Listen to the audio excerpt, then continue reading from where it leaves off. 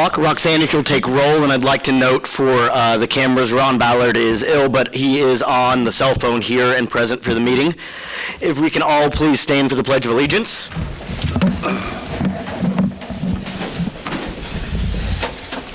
I pledge allegiance to the flag of the United States of America and to the republic for which it stands, one nation, under God, indivisible, with liberty and justice for all.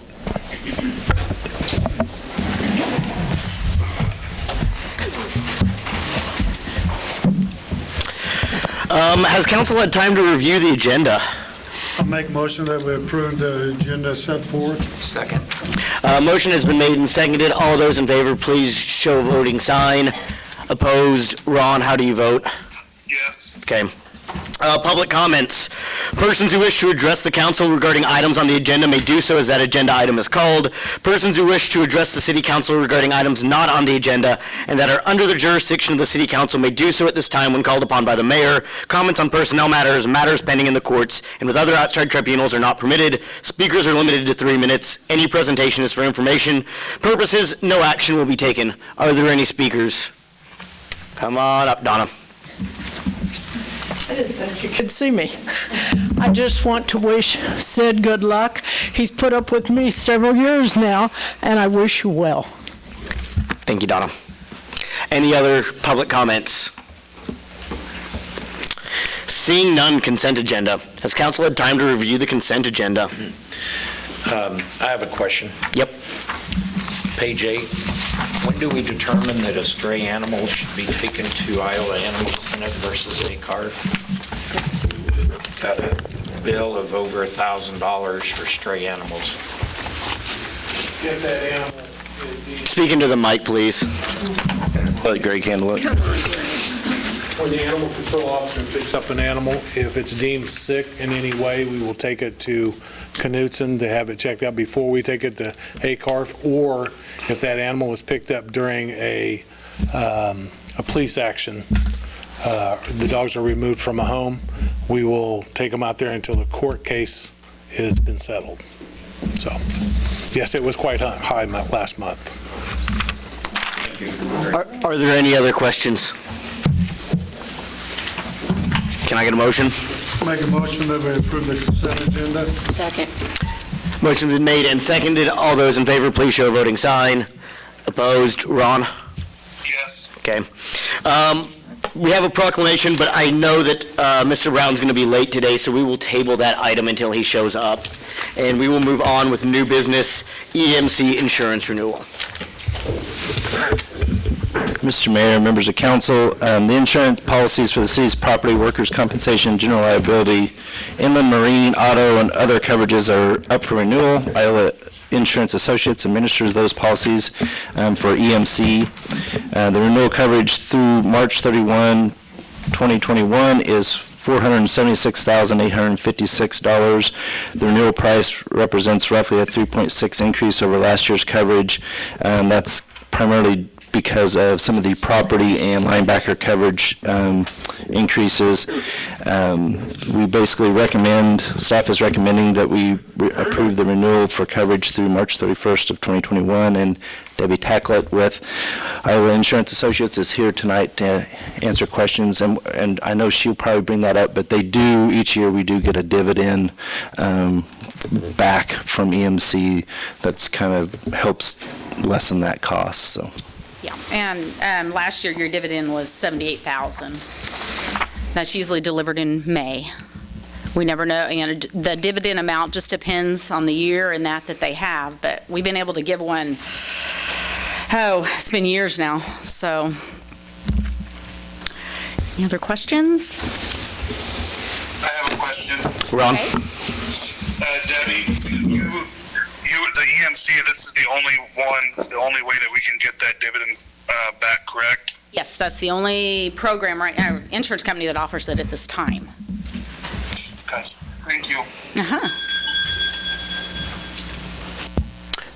Any other questions? Council, would somebody like to make, Carl? I make a recommendation that we approve the renewal of the EMC policy in the amount of $4,700 $476,856 for the policy period April 1, 2020 to March 31, 2021. I'd second that motion. There's a motion and a second. All those in favor, please show a voting sign. Opposed? Ron? Yes. Okay, motion passes. Thank you very much. Yep. See ya. Roundtable, utility policy. Sid, we'll start with you, and then the way that I'm going to run this is I'm going to actually break these up into individual topics, because we really have 3 items that aren't mutually exclusive here. That is, A, B, and C can all be passed independently, so I'd like to talk about them as independent items. And then from there, council will talk and will ask questions if they need to over to Humanity House. Sid? Okay, Mr. Mayor, members of council, tonight's conversation is basically just a follow-up to the February 10th, 2020 council meeting. Council had requested additional information about kind of 3 components of the policy suggestions from Humanity House. Those components was the ability to modify the due date for individuals, the decreasing the late fee, what it cost us to kind of process the late fee, and then decreasing the reconnection fee and our costs associated with that. Basically, with conversations with Encode, who is the financial software system that the city uses, modifying those due dates for individuals we're not able to do that, so we'd have to do some sort of ancillary spreadsheet sort of thing that would not be tracked or monitored through Encode, and would probably really become burdensome to be done. I'm going to stop you there on that one item, and we're going to go with that for item 1 to start with. Council, what are your thoughts here? Remember, anything that we do here is going to probably have to be an ordinance, and we'll need 5 affirmative votes. Right now on this roundtable, we're just trying to see what ordinances we want to draft. So, council, what do you think about changing the due dates? Well, as I remember the discussion we had when this was originally proposed, Carl, will you speak up, please? I am speaking up. Speak up more like that. I think the city policy right now allows, by the time a person reaches a disconnect date, that already 2 months' worth of utility usage is due. And I think that is a policy that goes beyond what the standard is if you compare with larger utility companies that I'm familiar with, say in the Kansas City metro area, where the bill is due after 1 month, after the first month of usage, and would be due before the second month's usage would become due. So I think this policy that we have actually, if I were to change it, I would recommend moving that due date up so there would not be an allowance to accumulate 2 months' worth of utilities before they would be disconnected.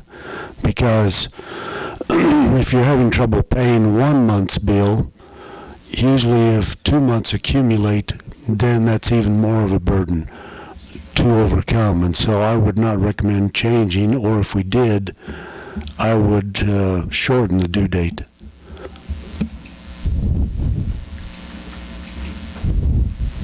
Anyone else on council wishing to speak?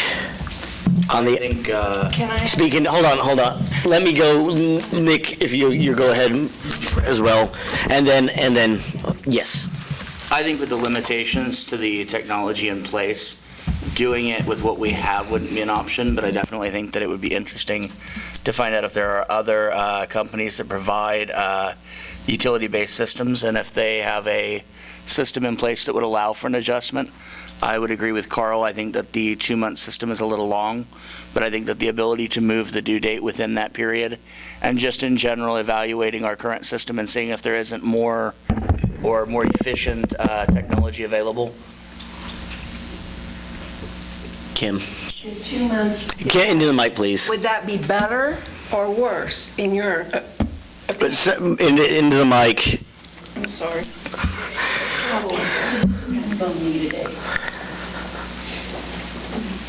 Okay, what was the question? Would cutting it back to having it due in 1 month instead of the whole amount due in 2 months, is that better or worse for the consumer? Well, they don't have money, so They're not going to have it at 1 month, probably, as opposed to 2. it's so complicated. That's a complicated. Shortening the due date isn't going to fix your problem, the problem that you have in collecting utilities. It's going to make it harder for people. We did have a conversation with Chanute, and they use Encode. And I said, would it be possible to change the due dates? And they said, well, no, really, that'd make it, it'd be extremely hard to do. They read it in quadrants. They do just like Iola does. She did say, however, that something that could be done would be to make a whole separate billing cycle that people that get SSI stay on the first of the month. Theirs would all go on this separate billing cycle, no matter when their meter was read. That would not be a hard thing to do. Just doing that and a promise to pay, the whole, I don't know. You would have to ask the people that we brought whether that would be shortening the time. Seems like I'm just thinking about my own household, and I'd just be like, oh my God. Yeah, because we need the extra time to pay the bill. Our circumstances in our own house, we need the time. We are a family that always pays on the very last day because we have to we're raising grandkids and our money's tight, so. Council, is there any other discussion here? I'm not seeing a lot of movement or will to change the due dates either. Ron, go ahead. What was the unpaid balance last year of utilities?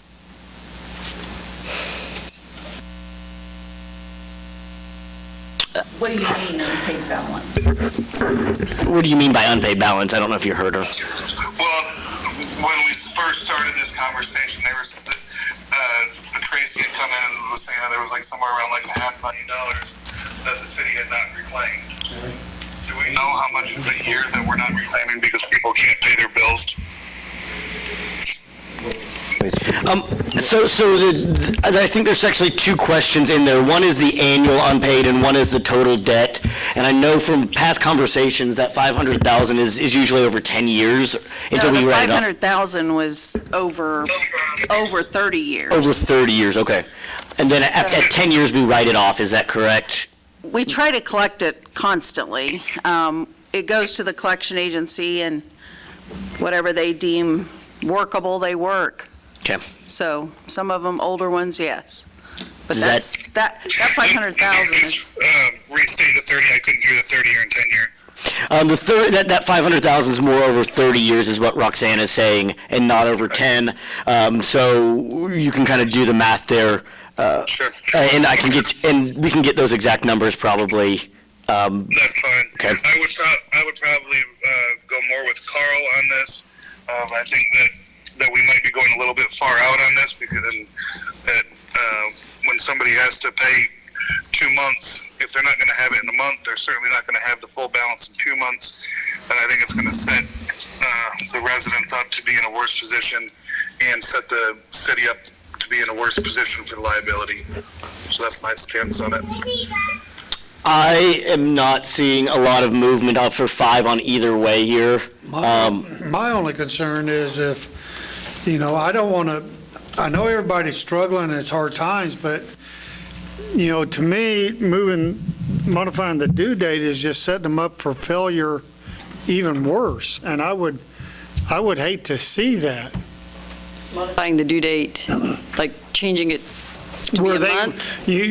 Where they got this month's bill due and they're going to modify it and try to pay it next month along with that month's bill.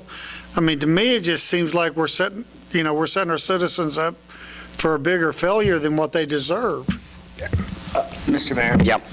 Quick clarification. What we're talking about is the amount that's due in the current period is 1 month. We're not talking about 2 months of rent being due. The Correct. current period of time is for one bill. Correct. And the following bill would attach at the same amount of time thereafter. Correct. If you look at Okay. the calendar we gave you. Yeah. I've You got can- the calendar, I just want to. Yeah. Yeah. Yes. What Carl was trying to say is when we shut you off, you have 2 full bills in your hand, and you have a half a bill already calculating. Okay. That's what, I mean, that's my concern. Okay. I just wanted to clarify that that was what we were talking about. Well, Roxanne, could we look into a little more what Tracy said about a separate billing cycle for like people on Social Security and SSI, Well- first of the month? I mean, the question that we have here would be a whole nother, is almost a question for. Yes. Could it be done? Yes. Would it be a lot of work? Yes. Would changing it the first month and then their bills due, I mean, they're already behind, I guess. If we were to change it with a current account, so an account that has no past due, there would be a proration amount. And this is just based on the way that we run things there at the store. There would be a prorated amount for that first month where you would have to tack on the adjustment period of time onto a bill. And that would require a separate rating, correct? Yes. Yeah, so And we don't prorate bills. In theory, then, somebody would get a bill for 45 or 50 days on that one bill, depending on when they moved it. Is that a good thing? I mean, Because if you moved it from the 20th to from the 3rd to the 1st, that would be... I just want to get an idea of the reality of creating a separate billing system for that situation. I have a question. Do you know, does Chanute do that, or is that just a suggestion that they had? Suggestion that they had. They don't have this problem, so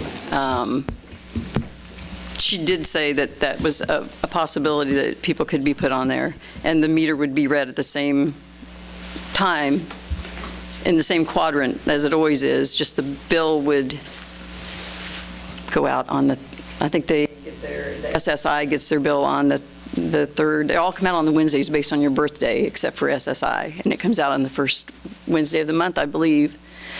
I'm sorry, what? The first month. Sorry. I'm going to go ahead and move us on. I don't see a whole lot of desire to change the due dates. Why don't we talk about the second issue, decreasing the late fee? Sid? On the late fee, estimate that the average late fee generates about $13. That's based on an average utility bill of $260. When we look at potential cost estimates for processing that, that's $6. So we are recouping our costs for that, it looks like. When I took some of the information that Community House did provide and what we had done, over 80% of everybody was at 5% or higher.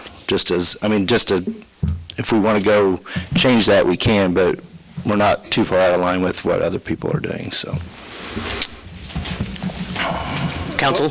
Well, I would like to make a comment on that, and I made this comment last time, too. If it's during working time and our people are already on the clock and they go to disconnect a utility. Hold on, Gene. That is a different part that's the next item. We're talking about the fee that's added on when you're late on the bill, and that's currently 5%. Hold that one. That's going to be our next item. Any other council here? Just so that we kind of stay in line here. Carl? I think that our late fee is reasonable, so I think I would rather leave it where it is. I'm okay with reducing the late fee. There's a lot of people that need help, and if that helps them a little bit, then I'm all for it. Would you like to throw out a number? 3.5, 4? Or 2, I don't Okay. care, but I'm happy to reduce it some. I would say reduce it down to 2.5, reduce it in half. That would cover the labor cost. Pretty much, yeah. I'm in favor of reducing it. I'm looking at the fact that if you're on disability or if you're on SSI assistance, anywhere from $800 to $1,100 a month, rental in the area at $450, a utility bill at $150, that's $600. You've got another $300 to $400 to live on for the month. It's tight. And since Iola's utilities are unique in the sense that we own it, every citizen pays for the utilities that we own. Give ourselves a break where we can and help out our citizens. Because if a family member comes to you and asks for assistance, we're going to give them assistance. So we're all family. Let's give them a break on the overall cost. Nancy? I agree. I think that's the one place where we really can modify and help, is reduce that late fee down a bit. Mark? It would help. Ron? You there, Ron? Yeah, sorry. That's fine. With I would probably go more around like the 4% to 3% range, just because of the increases that we've done with electric fees and utility fees. I don't want to fall even further behind when our costs keep going up. I'm going to throw out a number here, because we'll have to draft that ordinance. It does seem like there is enough movement there. Would council be amenable to 3% as the late fee? I'd like it lower, but that's just me. 2.5. 2.5 is what I'm saying. 2.5. Cut it in half. Draft that ordinance, and we'll get that on the next, if we can get that ordinance, we'll put that on the next agenda. Item 3, disconnect. Reconnect. Sid? Currently, our reconnection fee is $25. The after-hour charge is $75. It was estimated that processing and performing that shut-off turn-on is roughly $30 to $40. And then, again, comparing with that kind of same group, 80% we're at $25 or higher. And a lot of those, there's a lot of nuances to this. There's a few places that have escalating. Your first shut-off in a year's time is lower, and if you have multiple ones, it gets higher and higher up to a certain point, and then it just stays at that higher range for a while. Sometimes if you're shut off, you have to provide a deposit to make up that, kind of give a little buffer there. So there's a lot of different ways to do that as well. Council? Well, like I was going to say, if they got to shut off or turn off when they're already on the clock, I can't see charging an additional fee when they're already working to go out and shut them off or turn them back on. I mean, to me, that's double dipping. But I think the idea, though, if they're turning off and on, then they're not doing something else. Well, I mean, if it's a repeated type offender that's doing this, then I could see that. But, the first time that, they come out and shut me off because, I've missed my bill, my payment, and then I got to pay another $25 on top of it. When they're already on the clock working, I don't feel we should be charging them that $25 fee. I agree. This is how I feel. They already can't pay their bill. Why are we going to tack on more money to make it harder to pay their bill? I mean, we're just inflicting more salt into the wound. Hold on, Carl. Ron, you're on. We've talked the entire time about running this like a business, and as of right now, we're not even covering our costs. And when we talked about that we wanted to make sure that we cover our costs, we're not here. So I think that we actually need to raise it to about $35. And when we're talking about if they're on the clock or not, those guys might be out doing a project that has to be done that day, which is going to put somebody into overtime. So now that's not really fair that the person that got reconnected before 4 o'clock doesn't have to pay their fee, but we're still paying overtime. We have to make sure that we cover our costs so we don't have to continue to raise utility rates, because this doesn't just affect people that are low income. There's businesses that don't pay their bills and get shut off. This is across the board, and we can't be thinking that it's just for the low income. Carl. I had a question on if a customer requests to have their water disconnected, for example, if they have a garden plot or a separate meter for only a 2-month out of the year usage, is there a fee for disconnect and reconnect? Just a reconnect fee of $30. Yes, I pay that every year to have my water turned on in my garden. So this is, okay, I see that, thank you. So Gene, how does that different than this reconnect fee? I feel like our connection fees, I feel like that's a very fair Because connection. I'm not using the water year-round. You know, it's like, But I there's am still that asking fee. for a privilege for my water, for my garden to be hooked back up to the city's water so I can water my garden. It's a privilege for me to be able to get onto the water.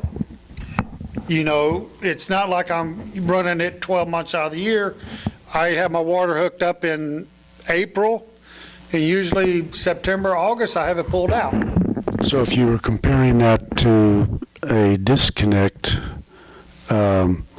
you're requiring a service that would not normally be required. So for on your garden, you're requesting a service, so it'll reduce your pay. So that's why they charge a fee to go out and do that. Right, I mean. So the same thing It's with, a privilege for me to have my garden watered with the city water, so I'm willing to pay that connection fee so I can grow the crops to feed my family, So- help out people around town during the year. so that's the same rationale for having a disconnect fee, is that you're just covering the cost of going out and disconnecting or reconnecting the water. Nancy, or sorry, Nancy, I haven't heard from you. What are you thinking here? I feel like the. Oh, you did say you did talk, sorry. I feel like Sorry about that. $25 is a pretty minimal fee for, I mean, that's an inconvenience for everybody, but to have to go out and shut it off and then have to go back out and turn it back on. And I don't think it's out of line when you look at some of the larger utility companies. You're going to pay a lot more, or you're going to upfront pay a deposit of $200 to get those utilities turned on, and that deposit's going to sit there, so if things like this happen, they're going to take it from that deposit. And I know that's the way it's done in other places, and I've, had kids at college, and they've had to come up with deposits for all of these different utilities because they have to have that utility once guaranteed that they're going to get their money. Steve? Again, I'd like to see us extend some compassion on the reconnect fee, and maybe one or two, and then you start charging a fee. Most certainly, if it's after hours, there's going to be an obvious overtime fee. That would be the exception, but during the work day, I think we can go that, and if nothing else, we can look and track this, and if it becomes cost prohibitive, then the business side, run it like a business, we can start tracking that and look at it at that point. Mark? I say leave it as it is. They provided the data for us for 24 cities, and there's only 6 of them that provided, less than 25. All the rest of them were a lot.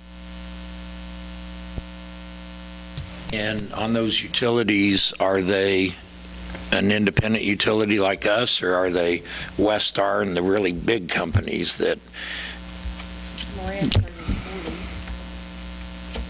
They were all cities. I'm assuming that they were cities that had individual utilities. I know most of them did, But do we know how much poverty is in each of these towns? I mean, I just don't, I just feel like you're remember, just it's not tacking all on- tacking poverty on more and people more that are fees being shut off. It's when they already all, can't pay. the whole city.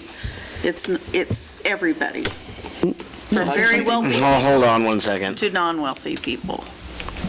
If I can make just a real quick suggestion, I agree. I think that charging $25 reconnect while we've got employees on the clock seems excessive. would it be possible to establish two fees, an on-demand reconnection where they pay $25 and it's made or pay $35 and it's made a priority for reconnection, or they pay no fee and we can get it turned back on when we have somebody free to do that? Nick, you still want the fee to not change at night, though, correct? After hours. You're right. Correct. I'm not suggesting Okay. that we change the fee at night. I'm saying if we've got somebody on staff who's not doing anything, they can go and turn the reconnect and not charge the fee. If somebody wants to turn their garden on or wants to have their utilities turned on immediately, they pay the fee. And I would be comfortable moving that fee to $35. What do you mean by immediately? So We don't have, make it a priority before the end of business. The way it we currently do that now. Yeah. Right. I think for those customers, I just tell them, I'll go up and pay it at the utility office and say, hey, I want my water turned on, and, of course, it's not like a home, but when they get it, they get it. I'm in no hurry. Why do we do it after hours? Why can't we just do it the next day? Well, that's what I'm business suggesting hours. is if we do a on-demand connection where you pay the fee. I think some people are willing to pay the fee extra to get it, and we're talking some businesses. Like for these kind of people, why do we disconnect after business hours? Dude, that's a reconnect. Why do we reconnect after? Well, because That's when they're home. or to a lot of times that we're offering, there are businesses or whatever that have disconnected and they want it on right then, and they're willing to pay the 75, and sometimes it's they just forgot to pay the bill. Oops, I got the yellow letter and I didn't. Sid, you were going to say something? well, I was just thinking about with the idea that Councilman Kinder had. I think it would be better to administer that policy that if it was a zero charge, then like with some of those other communities, that just rolls over to the next day, because we're going to end up getting in a situation where if we don't have somebody available, then somebody's going to argue, well, I know Bill just had that done and you got his on, but you didn't get mine on. I think it would be easier as a policy to say, if we're not going to charge, it's going to be it'll be the next day that it gets turned on, and then if you want it on this day, then it's a $35 charge. Yeah. I think as a policy, it would be easier to administer that way. I mean, don't you? Say something? Go. Okay. The fee, if what you're living on is pretty much like $783 a month, whatever, you're struggling to pay your bill, you get the $25 late fee. It means a difference. It means a great difference. You may not understand it because you have money, but when you're poor, it's the difference between having food, having medicine. Even if you have a medical card, you can't buy Tylenol with it, you can't buy cough medicine. There's a myriad of things that you can't purchase. When we looked at this, it was $30. It's costing the city $30 to turn every utility back on. Not $30 an hour, but $30 for each home. So actually, the city is losing money on every single home that they turn the utilities back on. And so as a person who's owned a business for a lot of years, I wouldn't practice something where I continue to lose money every single time I had to do. When we talked to Roxanne before, she had said that utilities were shut off at a rate of about 60 to 70 a month when Lydia and I talked to her. So the city's actually losing money. It's not a good policy, in my opinion. And I'm not on the council. I just do this weird thing. But I would just say one more time that if you give people the option to make a promise to pay, if they don't follow through and they go past their due date, or they go past when the shut-off time comes, then you just shut them off and proceed as usual. They aren't really asking for them to get something special. They're just asking to get a break because they are struggling. And it is 51% of our population in our town. That's all I can say without my head exploding. Council, it looks like we're about at an impasse here with 4 and 4. I mean, another option would be one time at no cost, and then it's $35 every time after that, and bump it up, but you get your first one for free. That would be another option. A 12-month. Yes, per 12. Per calendar year or per rolling calendar? That you get one time at no charge for the reconnect, and then each additional time after that. 35. To 35, which goes closer to covering our costs. Ron, what do you think? My concerns with doing a no fee for the reconnect is that people may go through and say, well, I'm short on money and I need like 2 or 3 more days, and so they're willing to live without utilities for 2 or 3 days, and we're going to fall into a pattern of having to send our crews out more and more without any income coming in to cover our costs. So I would like to say at $25, but I prefer to raise to $35 to cover our costs. Carl, what do you think of Nancy's proposal there? I think we're trying to mix two desires here. We've got a utility that we try to charge a reasonable service for so that we run a profitable business. And at the same time, we would like to show some compassion to customers. I know there's a lot of efforts in the community to teach those that on a regular basis have problems with being in a low-income category and have a hard time paying their bills. Like Georgia Masterson and the effort she makes in trying to work with those that are regularly need assistance and trying to bring them up to a point where they're more self-reliant. And so I'm having a hard time modifying our general business practice, which I think we are reasonable on, as an effort. I mean, and that would affect all customers, not just those who might be in need of some type of assistance on an occasion. I guess I would prefer to have those efforts made to help people with their utilities be done through service agencies, churches, and allow the city to continue to operate a business on a fair and reasonable basis.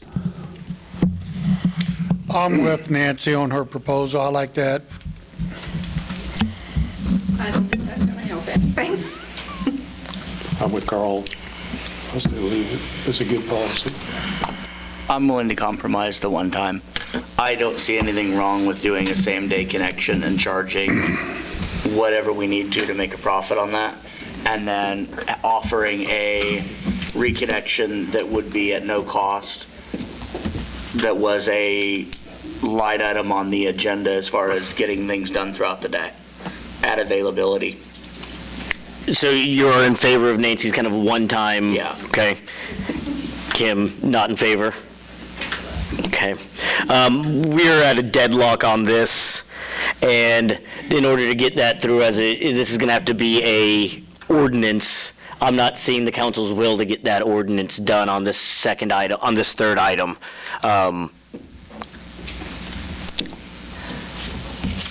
Is that correct here? Okay. Well, we will have the one ordinance next time that will lower the rates. That will lower down to 2.5% the late fees. That is the council's will on this. And it won't go into effect. It won't go into effect right away. We'll have to do an effective date on it because it's an ordinance on there. Would you like to go ahead? Yes, we got input from council members who said they wanted to hear directly from some of the people who had these stories to tell. And so we brought those people here. Is that something that you are willing to listen to now? Yes, I will table, if we can table this for a minute. I've got the entire wrestling team here. And then and then we can see if that sways a member or two here on this last item. Can I get a motion to table, please? Motion to table and resume business on the proclamation. I second that. There's a motion and a second. All those in favor, please show a voting sign. Opposed? Ron? Yes. Okay. Thank you. Come on, guys.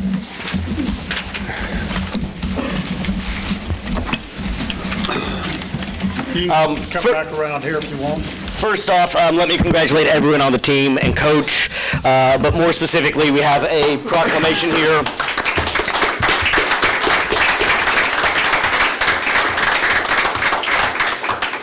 Mr. Brown, if you'll come over here with me, and I would like to read this out for the public. Whereas the citizens of Iola, Kansas would like to express our pride in the Iowa Mustang Wrestling Team, and whereas the Iowa Mustang Wrestling Team qualified 4 team members to participate in the state wrestling tournament in Salina, Kansas, and whereas team member Logan Brown took first place in his weight division, and whereas in making Logan Brown the first state wrestling champion from Iola High School, and whereas we salute the hours of hard work, effort, and perseverance that became the foundation of your success, and whereas the success of the team has brought pride and joy to our community, and your performance on and off the mat has provided an excellent example of what student athletes are, and whereas Coach Jason Bates and his coaching staff and his team members have conducted themselves with great class, integrity, sportsmanship, and fortitude, and are an inspiration to our citizens, both young and old, of the city of Iola, I therefore resolve March 9th, 2020, to be designated as Logan Brown Day here within the city of Iola.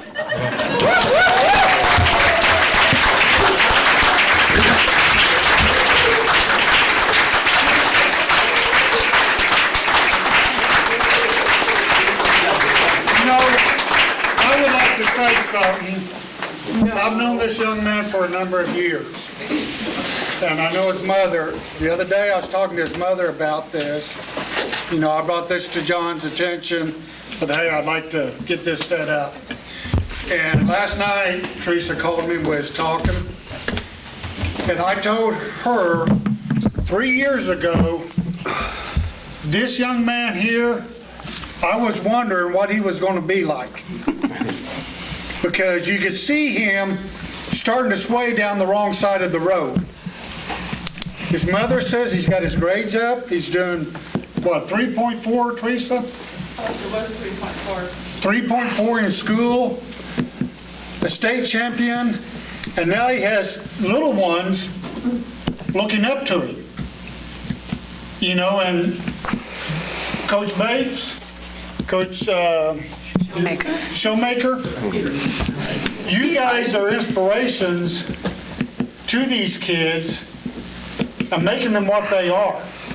The whole Iola wrestling team.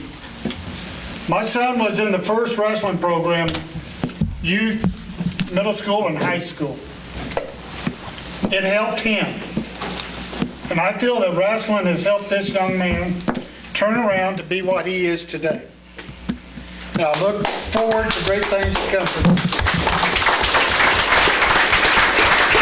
Thank you all and congratulations.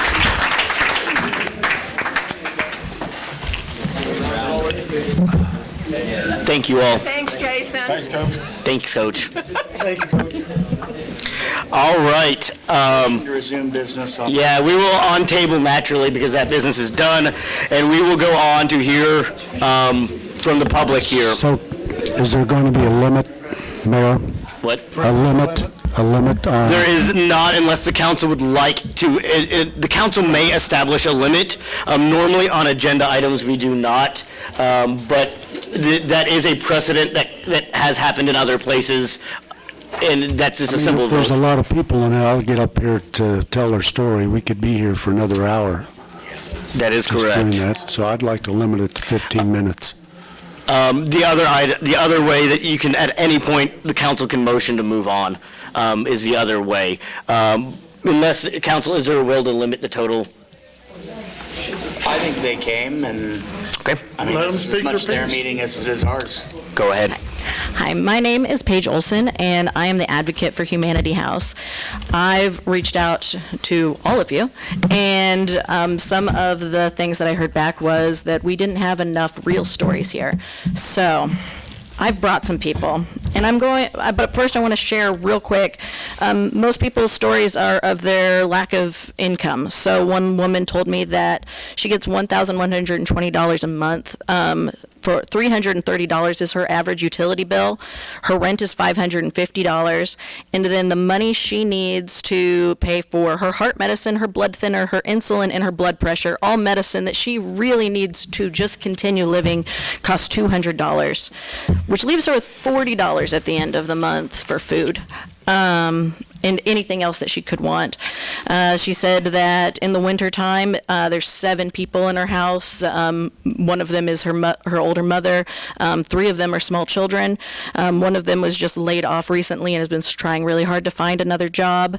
What they do in the winter is they gather blankets, they keep their thermostat low, they shut the doors on rooms that they're not using, they close vents, and they all share one big room. The thing is, I lived in that house that they are talking about, and it was too small for my husband, my child, and I, and that we had to move out of that house because we're like, there's no way that we can fit 3 of us, and we are expecting another child in there. And in this house, they have 7 people. I've been told time and time again that people need to learn to budget their money better and that they need to take classes. This is not the case. I budgeted her money. I budgeted it $330 for utilities, $550 for rent, and $200 for medication, and $40 for food. So this isn't the case of we need to budget our money better and we need to take more classes. This is we need to be compassionate towards our community. So I'm going to first have, let's see, where's my paperwork? Yep. Felt that happening. All right. Steve Carnahan, if you could please come up here and share your story.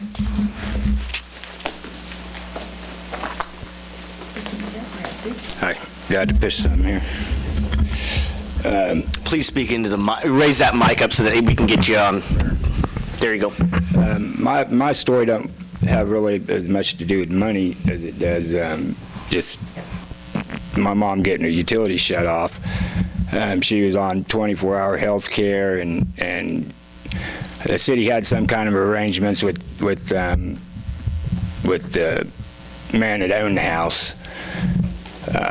Exactly what that arrangement is, I don't know. But anyway, my mom, we was sitting there at my mom's house, and all of a sudden the lights just went off.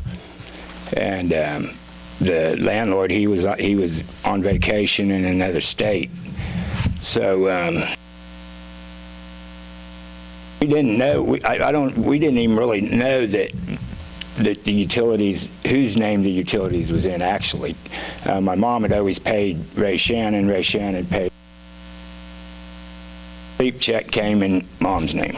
That's all I know. Okay, so anyway, by the time it was all said and done, Ray Shannon, I got a hold of him. He said that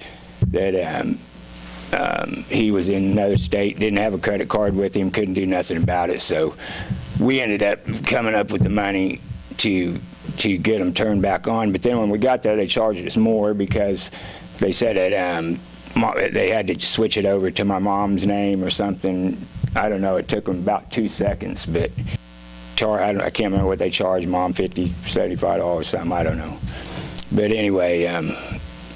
I guess it wasn't a bad thing in my mom's case, other than, if my mom would have been really sick and who knows what could happen, with no utilities. That's ridiculous. I mean, they could have, when I talked to them about it and told them the story, and they didn't want, basically they didn't want to hear it. They just wanted the money, and no money, no utilities, Hate to say that, that's the way it was. That's all I got to say. I'd like to say one thing too. Why don't you allow people to pay partial payment? I mean, it's kind of like you'd think that if a guy was trying to give you some money, it would be better than nothing at all. And I mean, if that's the case, why can't you accept that partial payment and not charge him? No, then there wouldn't even be no disconnect fee or connect fee or anything involved in it.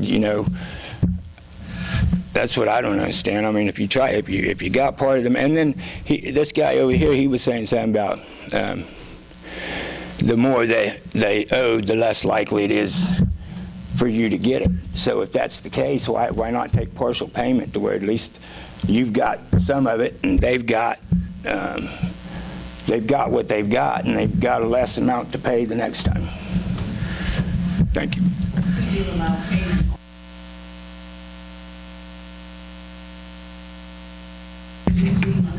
Right. It is my understanding, though, that despite making payments, you are still going to turn them off if the amount isn't paid in full, which I think Steve was speaking on, that how about we not turn the person off whenever they're making a solid effort to make these payments.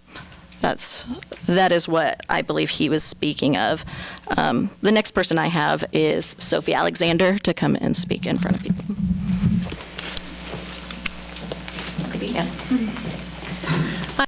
Sophie Alexander. I'm coming with a little bit of a different perspective. I'm a resident. I am a business owner. I'm a Humanity Health supporter. I work at the Community Health Center, where we have had the opportunity to help some of our patients who have medical necessities, such as needing electricity for keeping their refrigerator on for insulin, or needing oxygen. We've helped some of our patients make payments. And I think like every person in this room, I'm here because I care about my community. I want the people who live here to see this as a place that is for them. I want a community that people are able to feel like they're full participants in their community, and that they have voices, and also a community that is able to help support my business and other businesses here. I think everybody here would like, to see Iola really prosper. And I think that many of the policies that we have discussed would help a lot of our residents, regardless of income, background, whatever.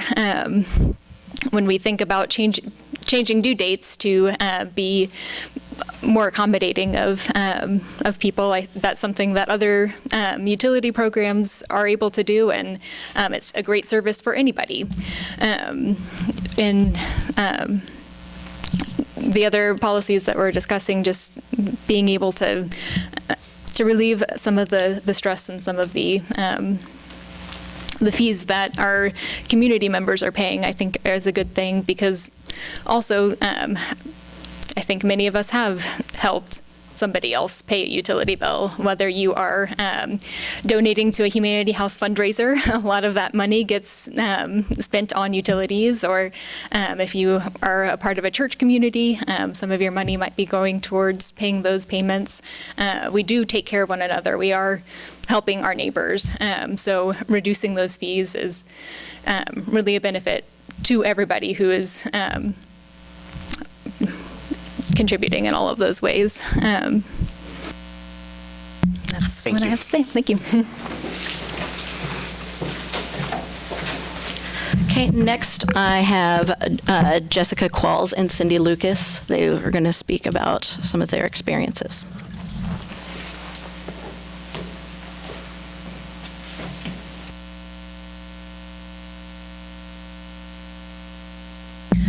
Hi, my name is Cindy Lucas. I am a resident and a fairly new business owner here.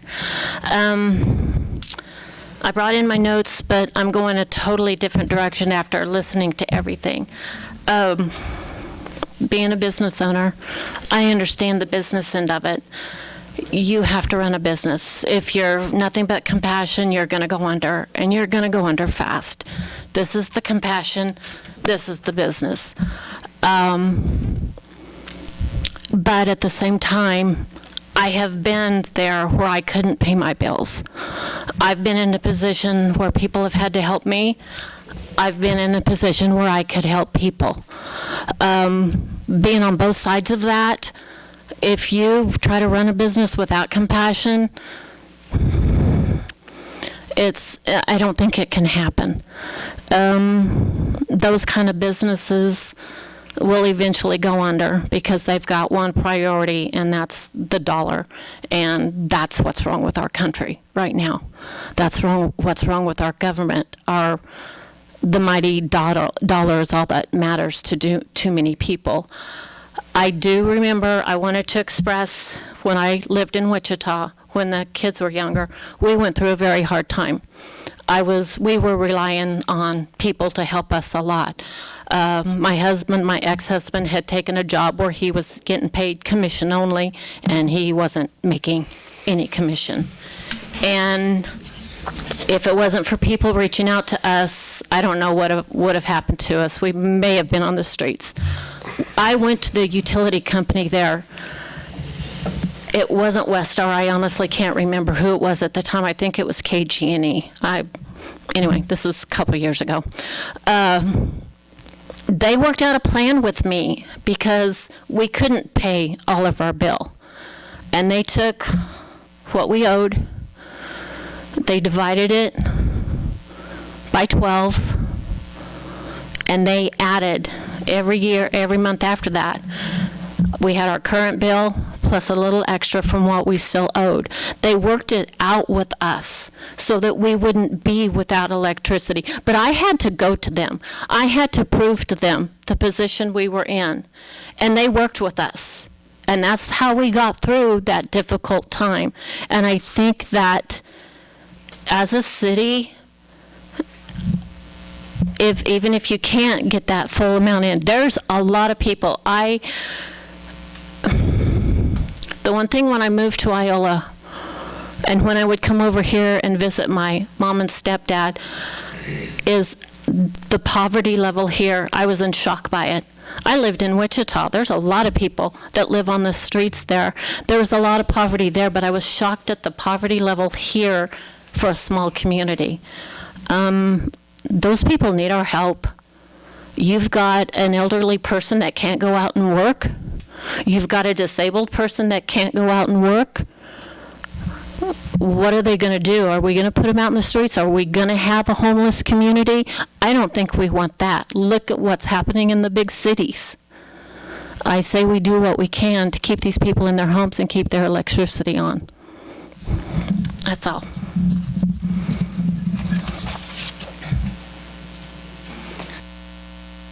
What we came up here to say, and this is more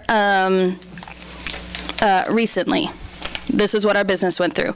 My mom is saying this as a person who has multiple sclerosis. She's had it for 30 years. She has a very mild form of it. But what it does to her when she is sick in any way, shape, or form, so all these flu bugs going around, if she catches it, the only thing she can do is really function. She can go to sleep. She can do what she needs to do. But like all those extra things like bills, they kind of get forgotten to the point that she doesn't even remember to tell me to take care of it. And so here recently, over the winter time, one of the very few days that we were actually going to drop below zero, here comes in Jason Franklin, who comes in every Friday morning to our shop to hand me a disconnect notice. Okay, I know the shop's been doing okay. I know the money's there. So we had to go pay this bill, then pay all the extra fines, even though it didn't get disconnected because it was going to drop too low the next day. Over a simple thing as my mom has almost no cognitive function when she is like this. It's affecting your businesses. It's not just affecting below the poverty level. That's it. Thank you.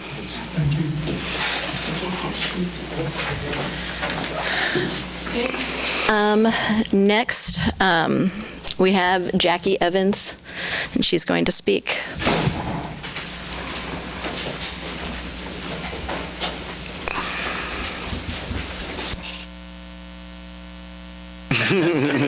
Laugh like I'm joking, but y'all know who my mom is. So that's a secret. She's going to see it on TV. Oh, man. Okay. Well, I am in the household of 7. And like she said, my name is Jackie Evans. I'm the girl who has the 5-year-old and the 3 twins, girl-boy twins. So this house is very small, like Paige was saying, and it's hard to make things work. Like she also said, I worked at Spirit. So I was taking care of my household and my mom. without her asking, and I hate crying because it's gross, but, you know, now you can't have planes falling out of the sky. So 2,800 people are out of work. So that means, as a single parent with no help in the city, when my family at home is relying on me, and now I have to come home and help try to figure out how my mom's gonna make it. I don't want my mother to die. This is a huge thing for us. Excuse me. This poverty level is so high.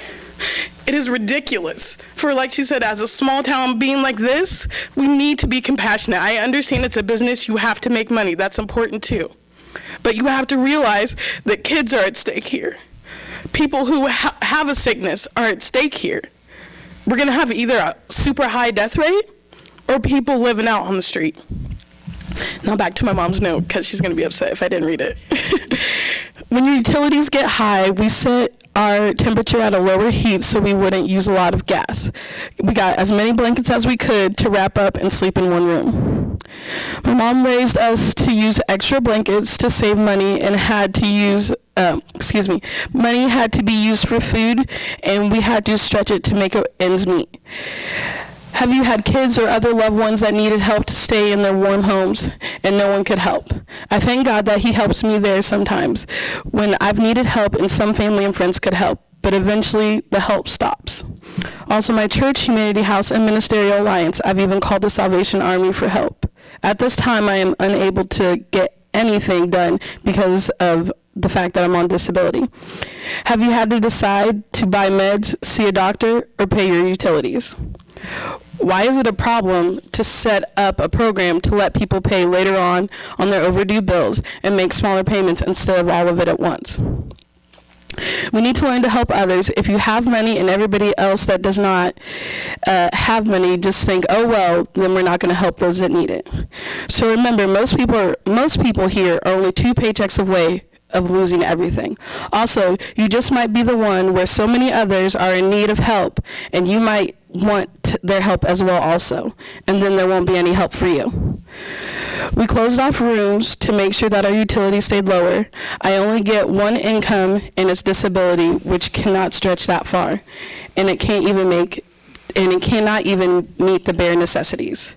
And I'll also go on record in saying that I do agree with Ms. Lucas, because I was just in Wichita as a single parent. They do work with you instead of, like, you're showing that you have the initiative to pay something.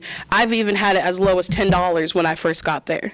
And I understand that's very low, but for me moving 2 hours away with no help and 3 young children, I showed that I had proof of income. I'm starting this job. The orientation is here. I had Spirit call them and took this action like, hey, I want better for my family. Please work with me so these utilities aren't turned off. And eventually I was able to catch up and then start to slowly get ahead. But we have to think of it like this. On these people who have such a low income where they can't keep their medicine cold that it needs to be cold so they can stay alive, we need to be willing to work with these people. Yes, it will tack on more later, but let them show the initiative that they're trying.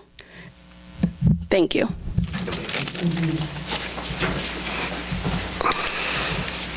So the bare minimum really that Humanity House is asking is that we would like to have a promise to pay. So someone on a fixed income like Jackie's mom can come in and say, hey, I don't have all of the money. I know my bill is due and you said you're gonna shut me off on the 3rd. I don't have all of this money right now, but I'll have it. I'll have it soon. Please don't turn me off. Here's proof that I'm going to pay. That's really would just help so many people, and it doesn't cost the city any extra money. I talked to Roxanne. She says she does this for people on a case-by-case basis already. And another issue. Sorry, go ahead. I do it for leaks, water leaks. Okay. We spread it out for water. Then I misunderstood you whenever you spoke. Okay. So my understanding was that this has happened a couple of times, and also with leaks.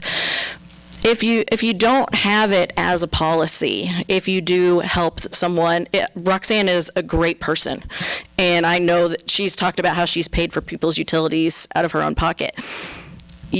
She's setting up, or not she's doing great.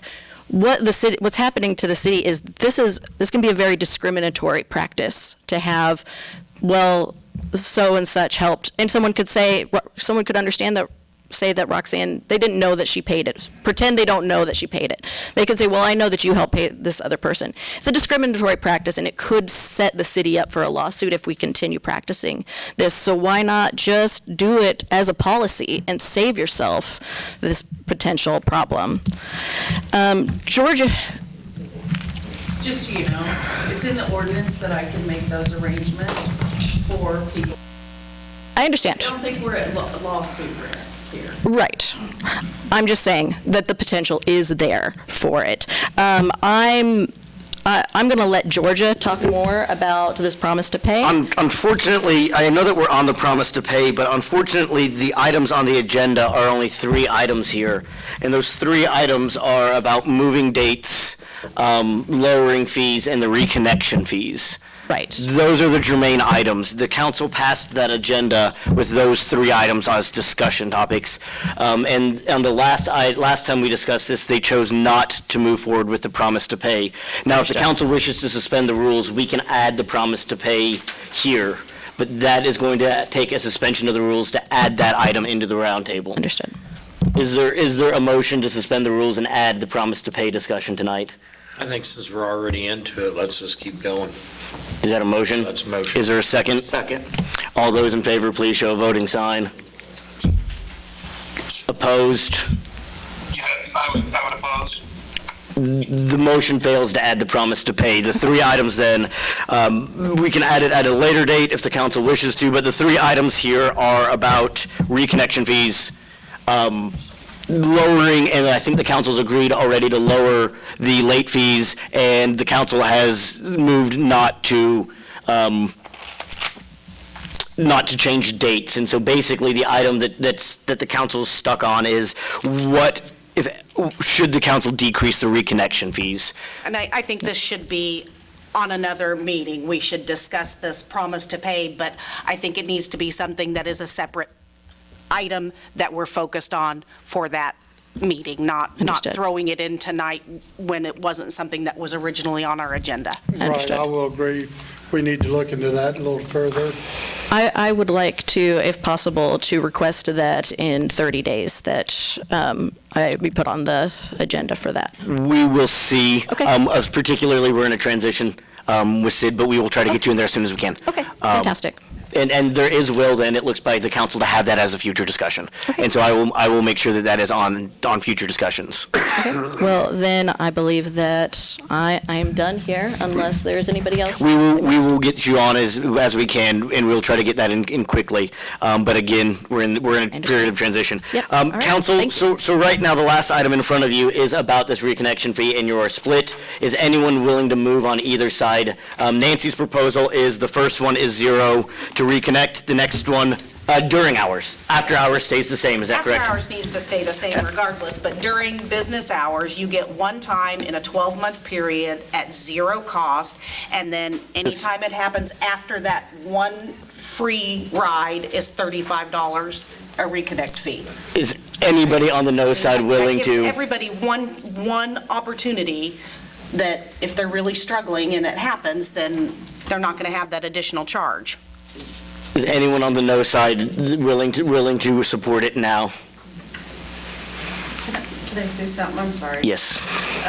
Everyone does get a free penalty every year. I don't know if you were aware of that. Yes. The 5% penalty, everybody gets a free one every year. No, I'm just talking, Yeah, I know. the reconnect fee to give everybody at least, that one free reconnection before you start charging for, and not to make it go up, but then just keep that reconnect fee flat. But it gives a person at least, if they're struggling for, 1 month. Yes, one per calendar year. What I will suggest then to move us forward here, I will suggest that we draft that item. It does not look like it currently has the votes to pass, but this will give council time to sleep on it, time to think, and we will move on. Right now, for sure, there are the votes to lower to 2.5%, and then at that next meeting, these will both be on the next meeting, and we will let council sleep on that item. And see what they think on the second item. There is not the will then to move and do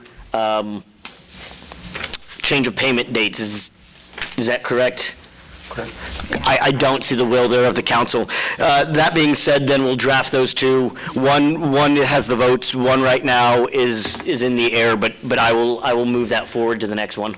And just it's 0 the first time, 35 the second, once a calendar year. One free reconnect per calendar year. And raise the other to 35 after that, and leave the after hours the same. Is that correct? Okay.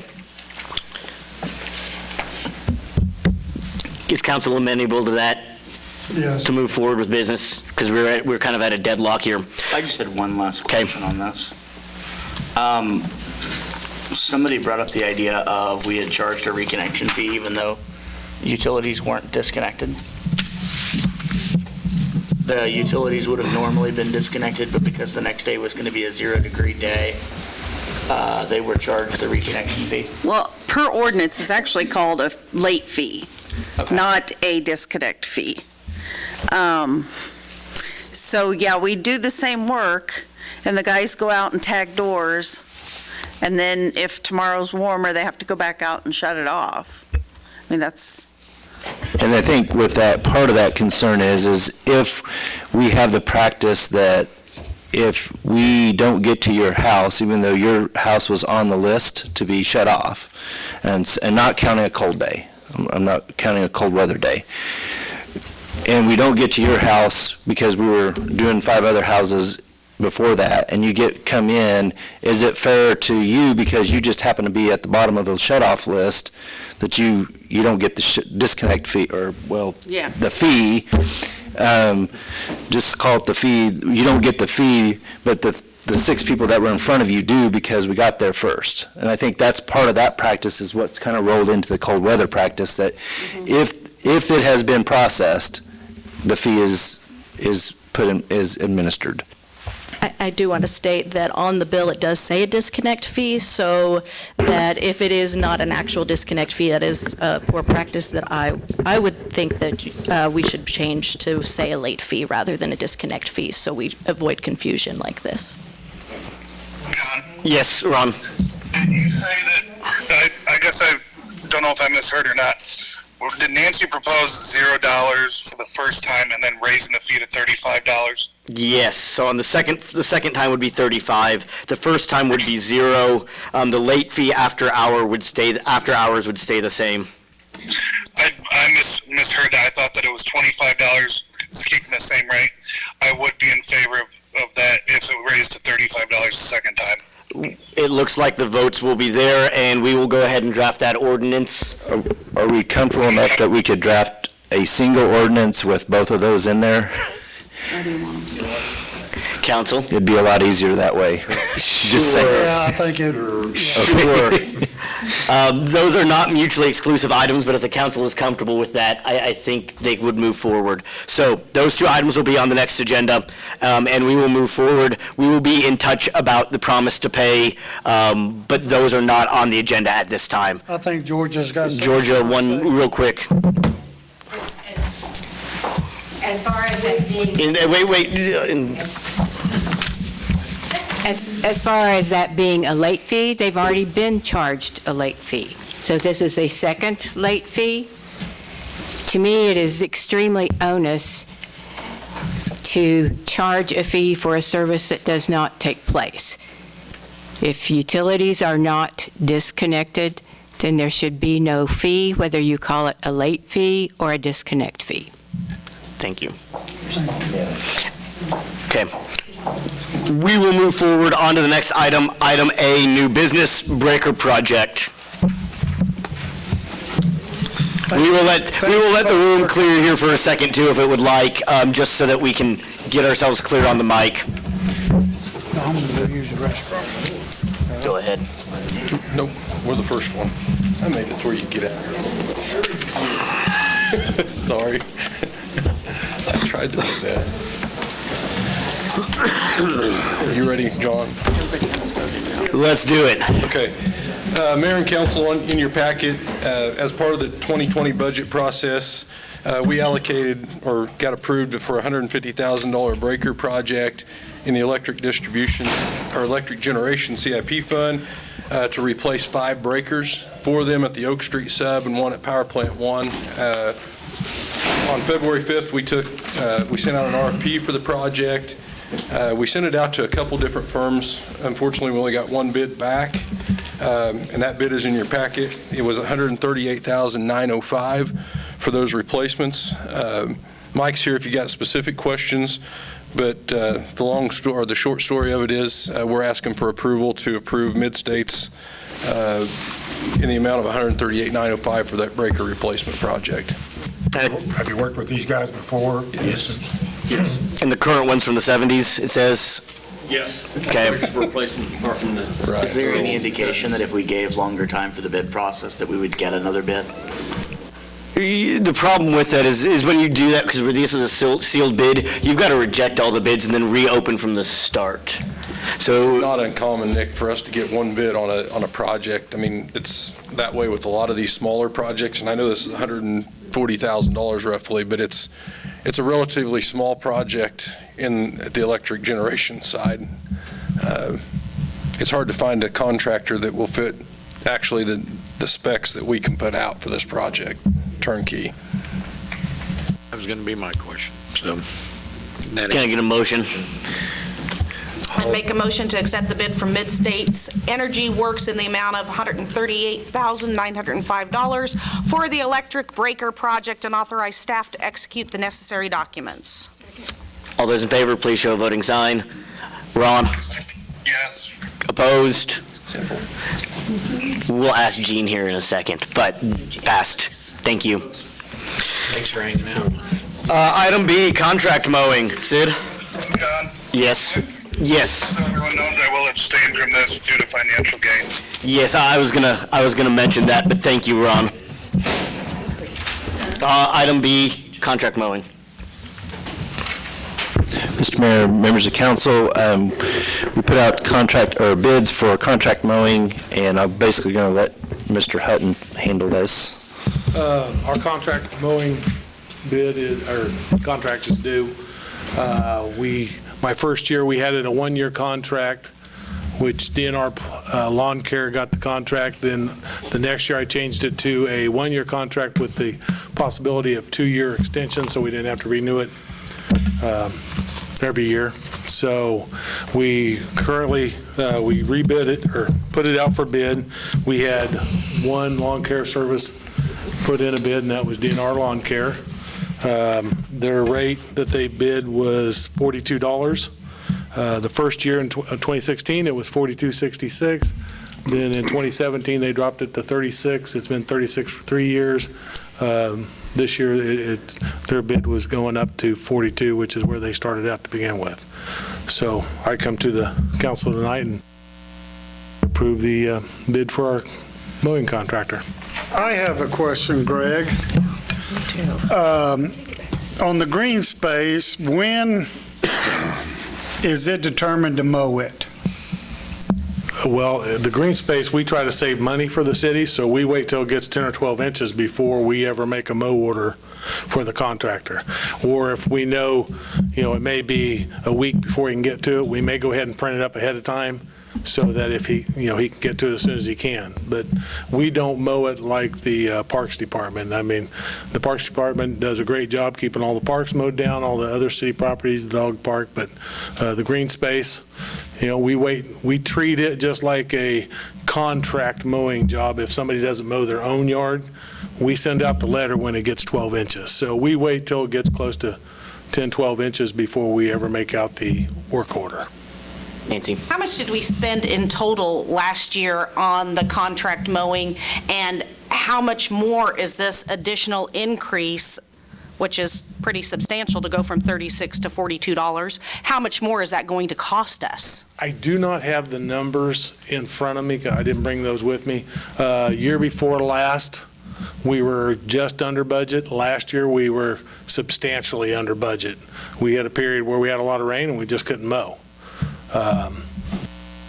And don't hold me to this, I believe our contract mowing for green space, I may have this reversed. One is like $15,000, the other one is $7,000.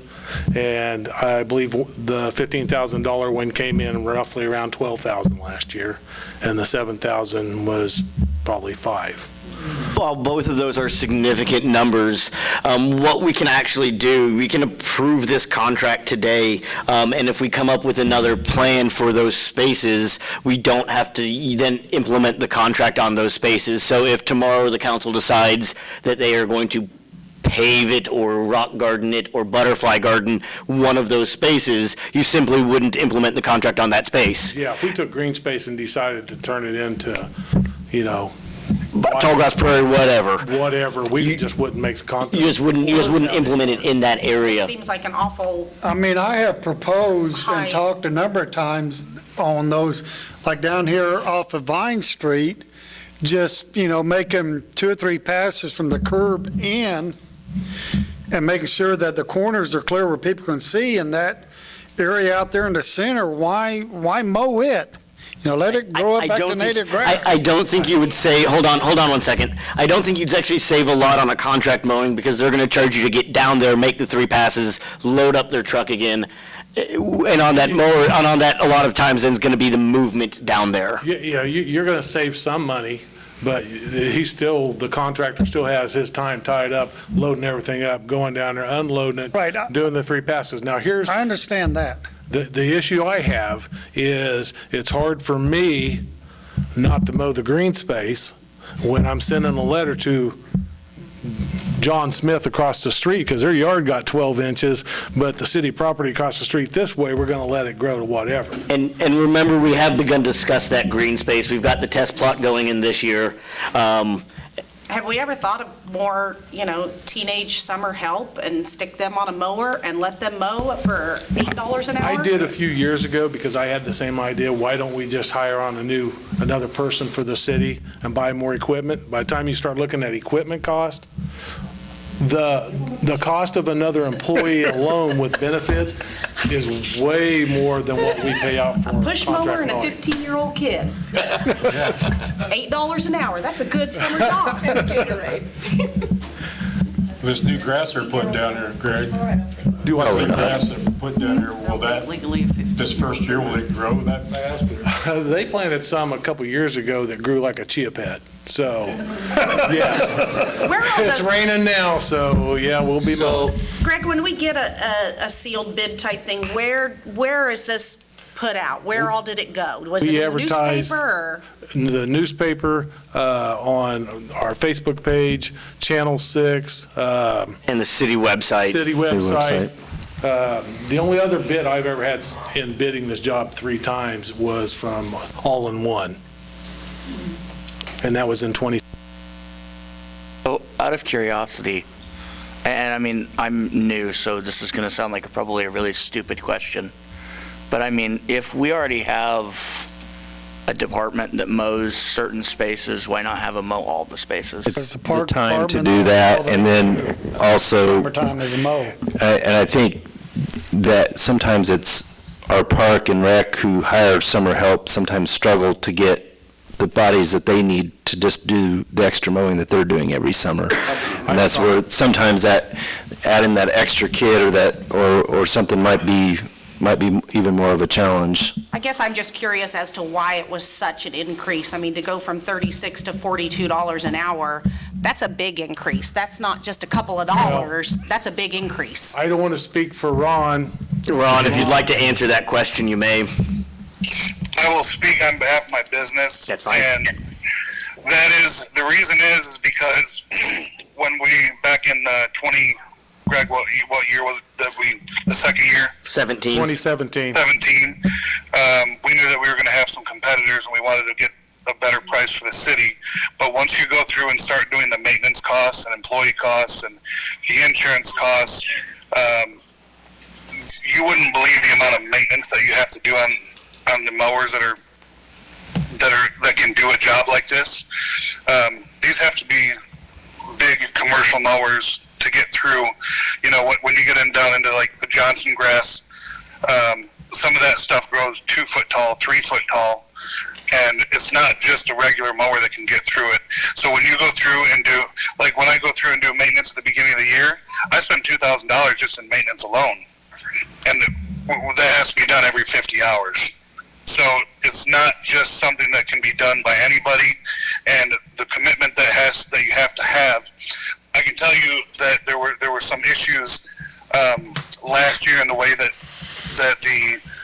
the work orders were being sent out, and that didn't fall on Greg, and the hassle that it created for us, because usually it was when you get a work order, you usually get it and you can fit it into your schedule.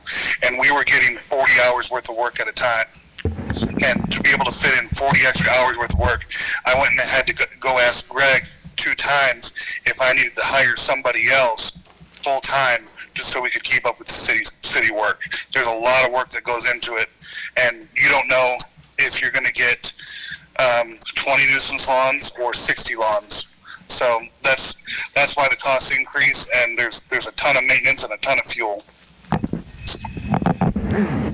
How successful are we recouping fees when it's a nuisance and we mow it?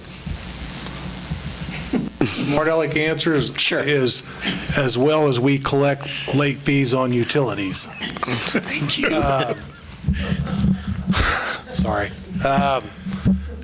I mean, there's nothing to turn off in that Very sense. little. Most of the contract mowing that we do, we don't get reimbursed. The county had a tax sale 2 years ago, and I was so happy because we got 8 yards off of our list of, we gained 14 or 12 back the next year of other ones. So it's not a problem that's getting better.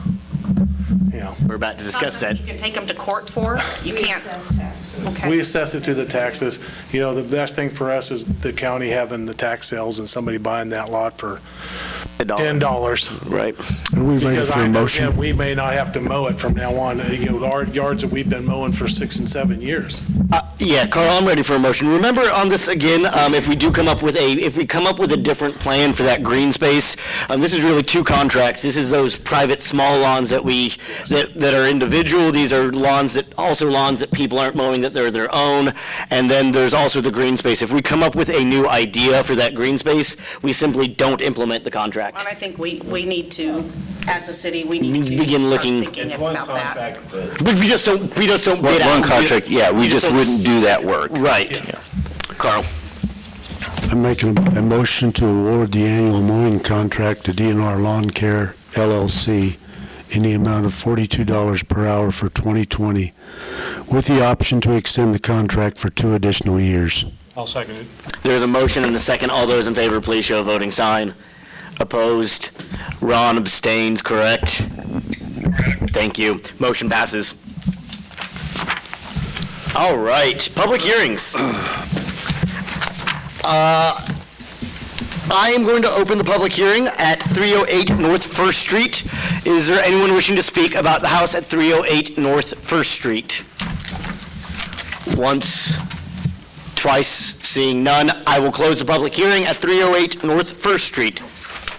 The 308 North Street, like I said in January 27th when I brought it before the council, that house is owned by Gary and Vicki Curry. The utilities have been off of that house since December of '09. It is a single-story, 2-bedroom house built in 1930. I did bring the books back if anybody wants to look at the pictures again. The front of the house doesn't look bad at all, but if you get out and walk around it and look in the window, you'll see exactly why. In a conversation I had with Mrs. Curry, they know it needs tore down. So it doesn't surprise me that they're not here to discuss it, but you know, they still, even if you pass this resolution 2020-06, we still give them the full 4 months for them to tear the house down themselves. And then after 4 months, if it isn't torn down, I will bid it out to have it demoed. Can I get a motion here? I make a motion that we approve Resolution 2020-06 for 308 North First and proceed to condemn property and order the structure to be demolished and removed based on Section 8-501 of the Unified Development Code. Second. There's a motion and a second. All those in favor, please show a voting sign. Ron? Yes. Motion passes. 2, I will open the public hearing for 315 North First Street. I will open the public hearing for 315 North First Street. Is there anyone wishing to speak? Seeing none, I will close the hearing on 315 North First Street. Again, this is one I brought to the council on January 27th. This house, the utilities have been off since September of 2011. It is a single-story house with 2 bedrooms built in 1900. The owner is Rick Kroll. I've also talked to him. He knows that it needs torn down, and in my discussion, he has the intent to tear it them the full 4 months to get it done, but after 4 months, if it wasn't, we would again bid it out then. The only thing he's looking at originally started out as a carport. If he repairs the siding on it, I told him that would be fine. Can I get a motion here? Motion to approve Resolution 2020-07 for 315 North and proceed with the condemnation of the property and other structures to be demolished and removed based on Section 8-501 of the Unified Development Code. Second. Motion has been made and seconded. All those in favor, please show a voting sign. Opposed? Ron? Yes. Motion passes. Item 3, I will open the public hearing on 839 North Washington. 839 North Washington, the public hearing is open. Is there anyone wishing to speak about 839 North Washington? Seeing none, I will close the public hearing. 839 North Washington. This also is a single-story house, 2 bedrooms, built in 1905. The utilities have been off since February of 18. It was on shortly at the end of last year. The owner is Sarah Risch. They had moved in there. I proceeded to inform them that they could not live there. It was not livable. There was no hot water. The ceiling was falling in. The windows were broke. So they have since moved out.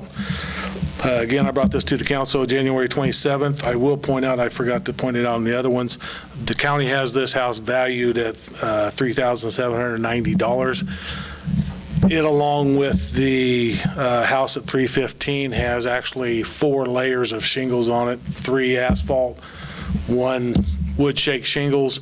To tear that off and resheet it and you put shingles on, probably going to cost you at least $8,000. So, can I get a motion here? I approve the resolution 2020-08 for 839 North Washington and proceed to condemn property and order the structure to be demolished and removed based on Section 8-501 of the Unified Development Code. Can I get a second? Second. There's a motion and a second. All those in favor, please show a voting sign. Ron? Yes. Motion passes. Item 4 here, 1012 North Cottonwood. I will open the public hearing for 1012 North Cottonwood. Is there anyone wishing to speak on 1012 North Cottonwood? Seeing none, I will close the public hearing.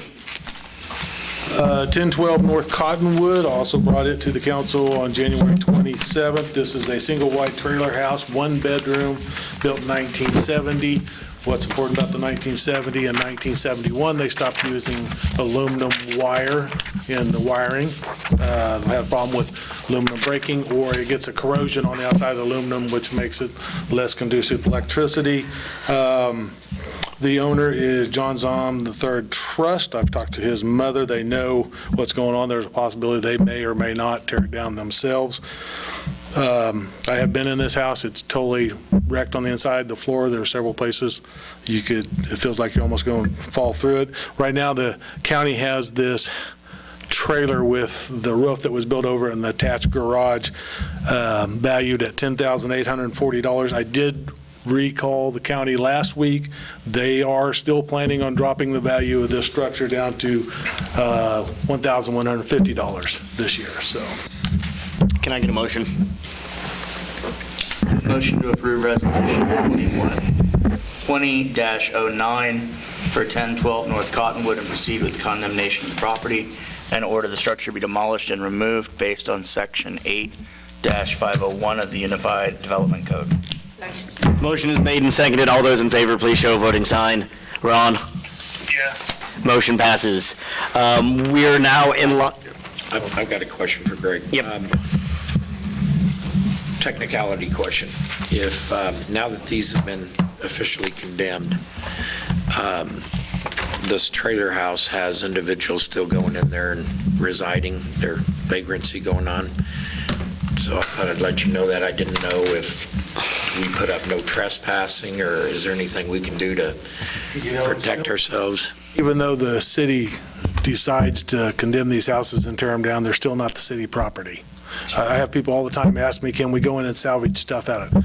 It's not our property. We're going to tear it down, we're going to haul it to the landfill, but I cannot give you the okay to go in and take anything off this property. So, you know, the only thing I could do is contact the owner and let them know that, and if they want to secure the building, sure. You know, it's just like you have the right to leave your back door unlocked. If you want to leave it unlocked, you can leave it unlocked. Thank you. So. Okay. We're in line for an executive session. I would ask that we start with a 20-minute, and then we'll probably extend that. Ron, per state rules or laws, you're not allowed back there on the phone because we don't know technically if somebody's with you. And you must be present for executive sessions. So I will thank you. I know you've had the flu. I thank you for showing up while you're sick, and I will bid you goodbye. All right, thank you. Thank you, Ron. I move the city council recess into executive session for 20 minutes per to personnel matters of non-elected personnel, KSA 74-4319B1. The purpose of the executive session is discuss an individual's employment that shall include the mayor, council, city administrator, assistant city administrator, and human resource manager. Returns at 56. The regular meeting shall resume in the city council chambers at 7:56. Second? Second. All those in favor? Moved. And to approve the interim city, I would tell you to make the motion to approve the interim city contract for Corey, or interim city administrator contract for Corey. What? Amend the... Oh, we do. We do need to amend the agenda here. Yep. Okay, we're back to order. Council, I will ask for a motion to amend the agenda and add item, I don't have my agenda. Add item, let's say D, which would be a interim city administrator contract. I'll make the motion that we amend the agenda to add item D, to add the intern city administrator contract. Intern city administrator contract to Corey Simstock. Is there a second? Second. All those in favor, please show a voting sign. Opposed. We are now in line to discuss the interim city administrator contract. Is there a motion to approve the interim city administrator contract for Corey Simstock? I make a motion that we approve the interim city administrator contract for Corey Simstock. I second it. There's a motion and a second. All those in favor, please show a voting sign. Opposed? Motion passes. We are now in line for council and administrator reports. Why don't we go ahead and start with Mark? I think we had it brought up one time on the SIMS, the data we were collecting for the city, and I guess that is about up and running. And I'd like to have everybody acknowledge that it is up and running, that we are going back in, and I'd like to start seeing some reports from it. Okay. Well, we can pass that along. it'll take a little while because it is up and it's been implemented, but getting all the information in there and getting the reports done, but maybe in 3 or 4 months we can bring at least some initial reports back. Would that work? Does that sound doable, Corey? Yes. Rest of the council? It'll take that long to get data. Well, at least you can start seeing some of that. Start seeing some results. You're not going to have a long list of thing under every system, but you'll be able to start seeing some of that information. We had discussed this at the strategic planning. I just wanted to put it into an open session. So, and it was favorable there, so that's now in an open session. What else you got for us? Nancy? I just have, when we have openings in the departments in the city, do they open up the hiring process within each department first, or is it advertised, or is there a policy on that? All at the same time, typically. So if it's decided to open up that position, then the internal solicitation is opened up at the same time as the external solicitation. And that does generally happen? Yes. Okay. Steve? Nothing to report. Carl? I'd like to thank Sid for his work here for the city. I think he's done a great job. Sorry to see you move on to Iola, but I'm sure you'll do a good job there. Good luck to you. Short one before my motion. Sid, thank you for everything that you've done for the city over the last few years, and I've enjoyed working with you. Thank you, Gene. I'm sorry to see you go. I've only gotten to work with you for a few months, but I appreciate everything and helping us get up to speed, and Iola's really gained an asset. As far as other notes, I'd like to see something come up in the future about the utilities. Whether or not that's the promise to pay or something. I mean, there's a lot of people that showed up today that were highly motivated, and there are a lot of people in the community who I know that suffer from this. And if we could put our heads together and get creative about possible solutions. Work on it. We will. Now on to me. So, Sid? Whereas the citizens of Iola, Kansas would like to express their appreciation to City Administrator Sid Fleming, and whereas Administrator Fleming has attended over 80 city council meetings during his time of service, and whereas Administrator Fleming spent hours communicating with the city department heads, county EOC, the federal government, keeping the city of Iola safe during the great flood of 2019, and whereas you challenged several employees to design a new city website and city logo, and whereas we salute the hours of hard work, effort, and perseverance that became the foundation of your success, and whereas Administrator Fleming has supported the community personally and professionally, and whereas Administrator Fleming and his family of 5 have become an invested part of the Iola community, now therefore be it resolved that March 13th, 2020 be designated as Sid Fleming Day within the city of Iola. Thank you for your service. Thank you.